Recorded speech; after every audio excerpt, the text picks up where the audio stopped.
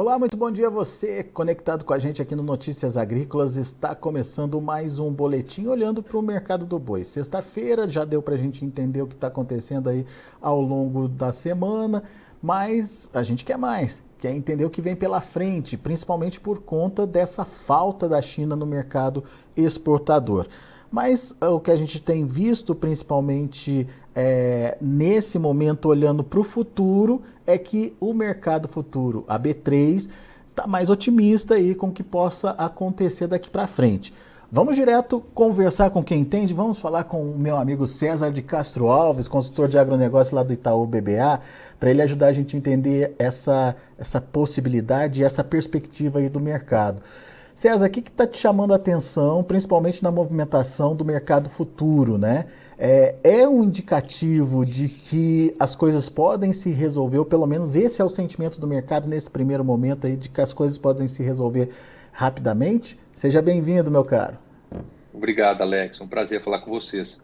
Exatamente isso. Eu entendo que o mercado, essa recuperação dos futuros, né, não é o caso do contrato de março, que tá próximo o vencimento, mas o abril e principalmente o maio em diante, eles recuperaram o susto, né, o tombo daquele primeiro momento ali, quando veio a notícia, e está praticamente onde estava antes do episódio.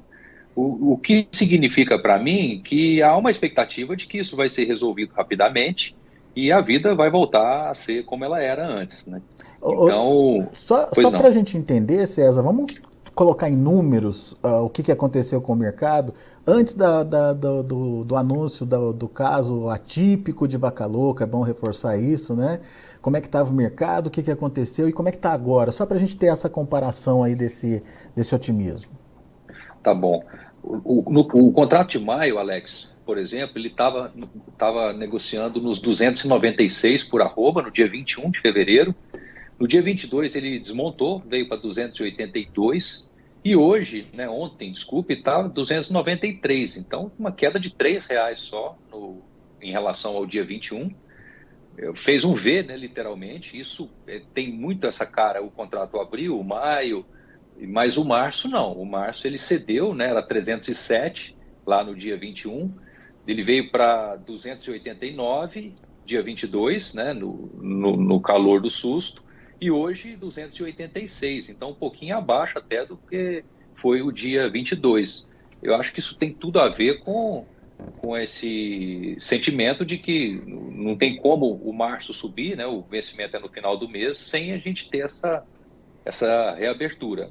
Então, acho que por várias razões, o entendimento é que não deve demorar muito, né? Já tivemos alguns sinais, além das características do episódio, né, ter sido notificado rápido, um caso só, com a confirmação de ser atípico, daquela ocasião em 2021 demorou muito, né? A Uhum. notificação era em 2 estados, e ali a gente não tinha bons sinais da China. Dessa vez, né, o ministro da Agricultura está bem otimista, já sinalizaram que não precisa mandar comitiva lá. Então, os sinais são de que dessa vez não vai ser tão demorado. Então, por isso que eu entendo que tem essa distorção, não, né?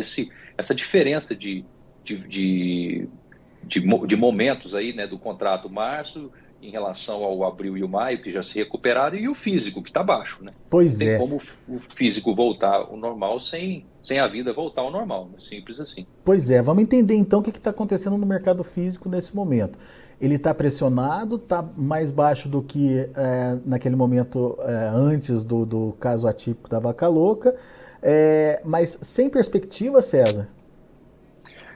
Eu acho que sem, Alex. Enquanto não tiver o ok, né, a reabertura, eu acho que não tem como mudar. Os frigoríficos têm uma menor necessidade de compra, então fecharam algumas plantas, e estão claramente, os produtores também estão bastante retraídos, tentando segurar ao máximo, que eu acho que faz total sentido, né, se esperar.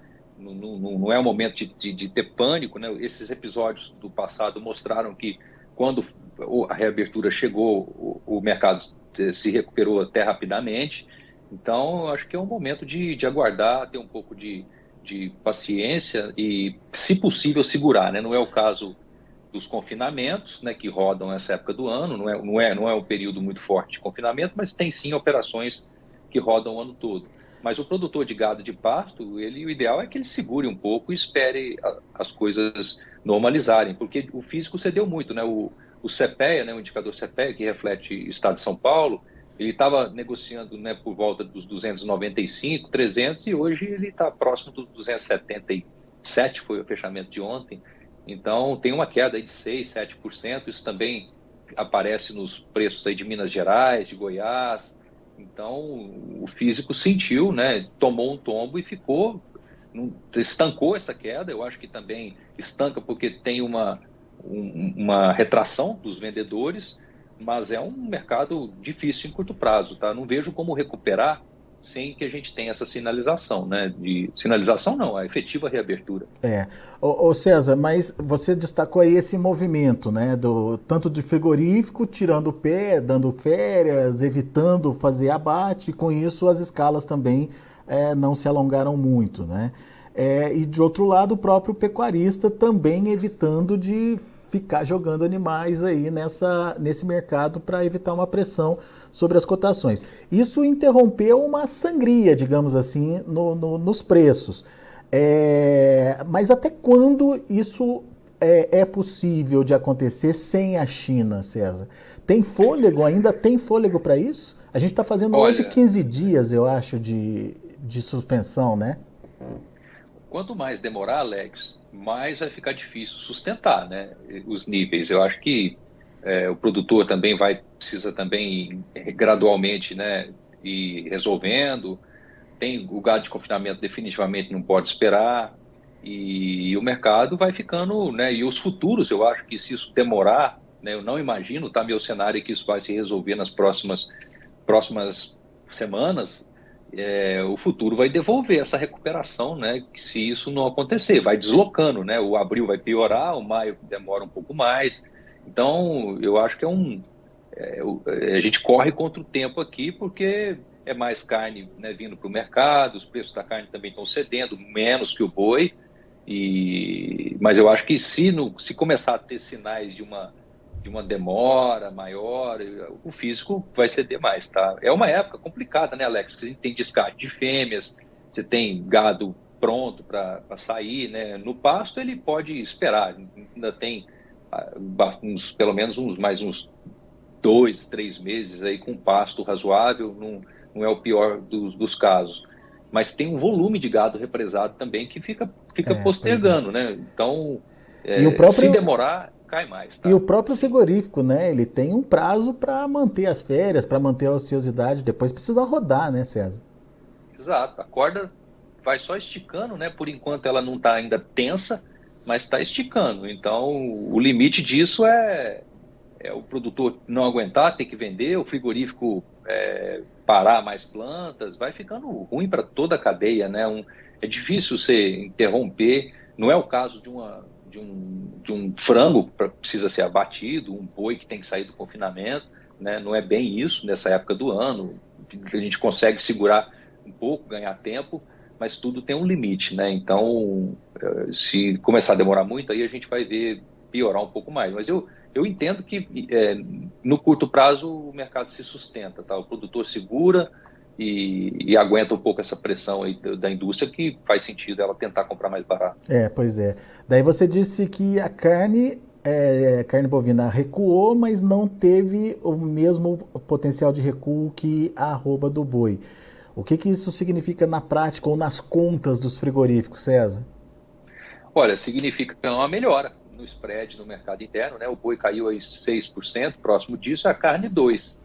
Então, o spread, né, que é o cálculo da carne, da carcaça casada dividido pelo boi gordo aqui em base São Paulo, era de 0,3 no mês de janeiro, 0,5, né, positivo por cento no mês de fevereiro, e agora nesses 10 dias de março ele está 5% positivo. Não sabemos se isso vai se sustentar, né? Se a carne cair mais, aperta isso. Por outro lado, se o boi cair mais também, dilata, aumenta esse spread.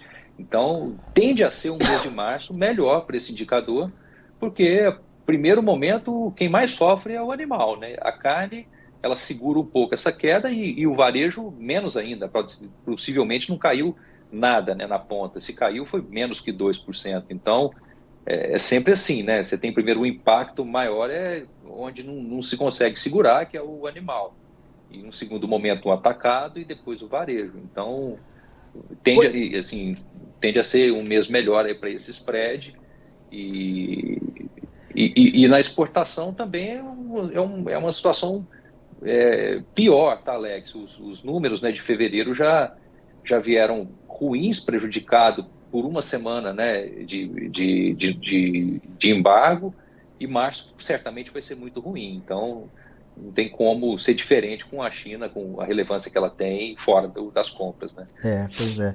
Já já a gente fala da exportação, mas só para entender, esse spread significa que, teoricamente, os frigoríficos, claro, cada frigorífico tem sua conta, cada frigorífico tem a sua realidade, mas baseado no preço que ele vende a carne e no preço que ele compra o boi, ele tem uma margem positiva aí de 5%.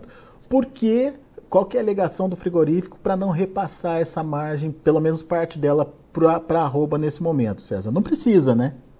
Eles estão Não confortáveis, precisa, né? exato, faz parte de um movimento, né? Ele ainda não sofreu pressão do seu elo posterior, o varejo, para reduzir preços mais do que 2%, né? Note que está caindo, tá, Alex? Está caindo claramente, até um pouquinho antes do episódio, está caindo desde o dia 15 de fevereiro, né? A carcaça casada. Isso faz parte de um movimento sazonal, de segunda quinzena, né? Teve uma melhora, né? Desde a pós-carnaval, depois ele voltou a enfraquecer e tem essa oferta um pouco maior. Então, é normal que o varejo, a pressão ela é maior dos frigoríficos sobre o produtor do que do varejo sobre o atacado nesse momento. É claro que se esse movimento continuar, no devido momento, a carne vai ter que cair mais também no atacado, mas eu diria que a queda maior tende a ser no boi e não na carne, e menos ainda na ponta, né, no varejo. Então, sim, frigoríficos que operam no mercado doméstico somente melhoraram a situação. Agora, tem casos e casos aí, né? Quem tem também exportação, vende no mercado interno, mas tem a China como principal cliente, ou às vezes, né, tem habilitação só para esse destino, aí a melhora no mercado interno não compensa o Não prejuízo na resolve, né? exportação, né? Então, Uhum. pensando só nas operações separadas, mercado interno está mais interessante. Agora, quanto isso influencia para cada planta ou para cada empresa varia muito conforme o mix que ela tem, a exposição que ela tem em China e mercado interno. Então, pensando só nas companhias que vendem só carne no mercado interno, sim, melhorou o jogo. Está mais fácil comprar boi e a carne não caiu tanto ainda. Legal. Agora, César, só para a gente encerrar, essa questão das exportações que você lembrou aí. Janeiro foi muito bom, né? A gente teve um aumento no volume exportado em relação a janeiro do ano passado. Fevereiro já patinou e ainda sem muito contar com o efeito da falta da China, né? Será que está acontecendo alguma coisa no mercado que a gente não está vendo, César? Olha, Alex, pode ser, mesmo antes do bloqueio, né, os números de fevereiro já seriam um pouco mais fracos, pode ter relação com uma acomodação depois de um janeiro muito forte, né? Foram 160 mil toneladas em janeiro, 16% acima do janeiro do ano anterior, e o fevereiro foi 20% menor, aí já com 126 mil toneladas. Isso tem sim um efeito dos 8 dias aí de 7 dias, né, de menores vendas, porque já estava embargado, mas tem também um mês um pouco mais fraco. Me preocupa até mais do que os volumes, os preços, tá, Alex? Né? Eles estão bem pressionados, né? Estão 20% menores em dólares do que a gente tinha ali em setembro, por exemplo, que era da ordem de 6 mil dólares a tonelada, hoje é 4.800. Então, é importante que a gente interrompa essa queda de preço. Eu até espero que isso aconteça. Acho que faz sentido, né, com a conjuntura mundial de um ano apertado, de preços muito elevados nos Estados Unidos. É de se esperar que essa queda interrompa. E naquela ocasião, acho que é importante lembrar de 2021, quando a China manteve lá mais de 100 dias o mercado fechado, os preços eram bem mais elevados. Então, ali você tinha uma razão, talvez, para baixar preços, mas o contexto hoje é muito diferente, né? Os preços já cederam muito e a a corda está esticada, né, para o frigorífico, então também não tem tanto espaço para dar desconto adicionalmente. Então, mas no curto prazo, o mês de março vai ser muito ruim em volumes e olha lá se esse preço não cai mais, tá? Vamos acompanhar. Meu amigo, muito obrigado, viu, pela disponibilidade de estar aqui com a gente. Volte sempre, César, sempre bom te ouvir. Valeu, Alex, foi um prazer, até a próxima. Valeu, até a próxima. Tá aí César de Castro Alves, Itaú BBA, perspectiva melhor no mercado futuro, ainda um clima de expectativa aí no mercado físico, sem uma reação, mas pelo menos com uma ação coordenada entre frigorífico e produtor, estamos evitando aí uma sangria aí nas cotações. Mas tudo tem limite e se esse embargo, se essa suspensão das exportações chinesas persistirem por muito tempo, daí a situação pode se complicar, principalmente por conta de mais oferta que vem chegando aí do mercado. Não só aquela que está no pasto, que está sendo controlada, mas o César lembrou que tem os confinamentos, que tem as fêmeas chegando, então é um momento que exige, que precisa aí dessa retomada das compras chinesas para ajudar a desafogar essa pressão. E no mercado, na relação aí dos frigoríficos que só trabalham com o mercado interno, a situação está bem mais confortável. Segundo relatou o César aqui para a gente, o spread, né, que é a diferença entre o preço da carne que se vende o boi casado, né, e o preço que se compra o boi, tá bastante positivo aí, margem de 5 pontos percentuais positivos aí, melhor do que janeiro, melhor do que fevereiro, já que o preço do boi caiu muito mais rápido e de forma muito mais intensa que o preço da carne no mercado interno. Então, isso está garantindo uma saúde financeira aí para os frigoríficos, principalmente aqueles que só trabalham com o mercado interno. Vamos aos preços, mercado futuro, vamos ver o que está acontecendo por lá. Você acompanha comigo na tela. Março 286,05, alta de 0,19%. Abril continua subindo, R$ 296,05, alta de 0,29%. E o maio, olha aí o que o César falou, R$ 293,40, alta de 0,43%. No pré-caso de vaca louca, caso atípico, esse mercado estava na casa dos 296, ou seja, estamos muito perto ali daquele patamar pré-problema aí de vaca louca. O indicador CPEA ontem fechou com alta de 3,69% a R$ 276,80, voltando aí a se aproximar dos 280, ou tentando buscar aí os R$280 por arroba. Essa é a média no estado de São Paulo. São esses os números de hoje do mercado do boi. A gente vai ficando por aqui. Agradeço a sua atenção e a sua audiência. Continue com a gente.